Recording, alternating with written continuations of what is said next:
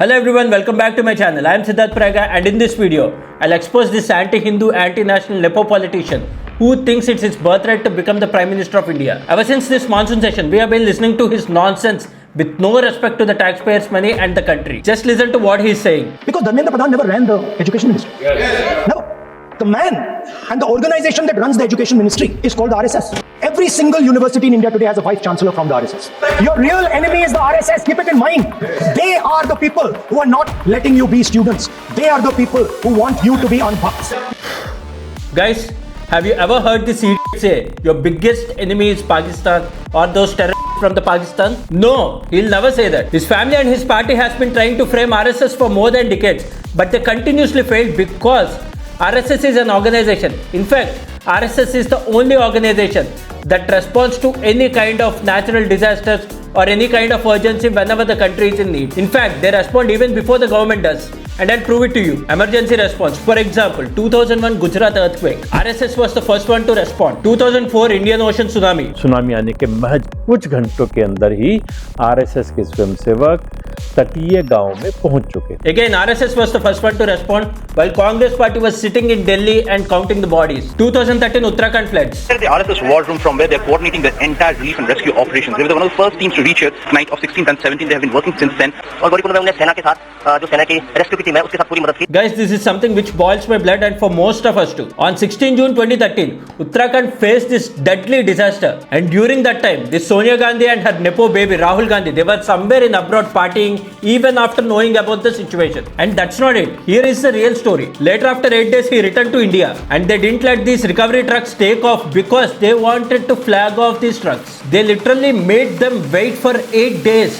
When this RSS along with the Indian army was doing their best in disaster management. And now this nepotism politician abuses RSS. 2018 Kerala floods. Again, RSS was the first one to respond. 2019 to 2021 COVID pandemic. You cannot imagine the amount of volunteer work RSS has done during that situation. And now in this 2026 Assam floods. Again, RSS was the first one to respond. Rahul Gandhi, when your government, when your Congress party was busy discussing waving flags, media coverage and photography, RSS was the only organization doing actual work on the ground. When you were so worried about your PR, RSS volunteers were the people who were delivering food and medicines. They were helping people migrate from one place to the other place. This is the place where they're keeping their food materials. This room and 3 other rooms like this are full of relief materials which have been provided to the different people who are here. Assisting in hospitals and local administrations in some areas and organizing blood donation drives. Name one thing which you did instead of posing for pictures. That's not it. They play a crucial role in education sector. They are providing free education for rurals and tribals along with the hostel facility. They are bringing literacy and value-based reforms. They are offering scholarships in some regions. And what did your family do for this education system? You guys wanted to erase the entire greatness of Indian kings and their achievements. Instead, you fill the entire syllabus praising the Muslim invaders who destroyed thousands of temples, burned down libraries like Nalanda and Takshashila, and killed millions of Hindus.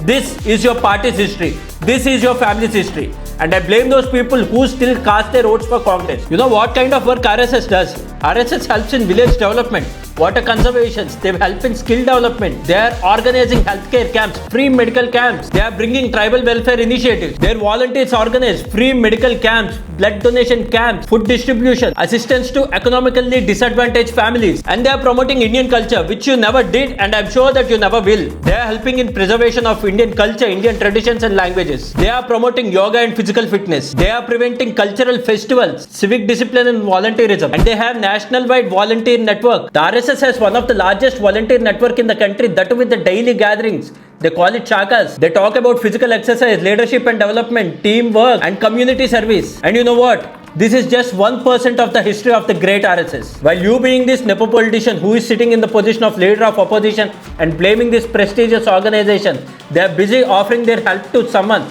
to those people who are in need in Assam. Guys, just imagine if there are some kind of Christian missionaries or these NGOs who are offering some kind of help, and I'm sure and everybody knows this, their next move would be conversion. Find the people in need and force them into conversions in the name of help. But RSS is the only organization who never asked any individual to convert, and they never rejected helping others because they were not Hindus. I dare you, Rahul Gandhi or anyone from the left wing, show me a single proof that RSS created violence. I repeat again, show me a valid proof, not allegations. And we all know the history during this 26/11 attacks. And also the 26/11, I have said it on very occasions, it's a fixed match between ISI and INC. It is a fixed match between INC, Indian National Congress, and ISI. You guys wanted to frame RSS for that, right? Have some shame, Bombay के हमले के बाद आज ये दिग्विजय सिंह चले गए हैं, उन्होंने कहा है तो आरएसएस ने कराया। मान्यवर ये क्या बोल रहे हैं, किसके लिए बोल रहे हैं, किसको बचा रहे हैं, क्या कहना चाहते हैं?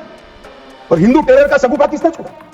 मैं आज दुनिया के सामने, देश की जनता के सामने गर्व से कहता हूं कि हिंदू कभी टेररिस्ट नहीं हो सकता।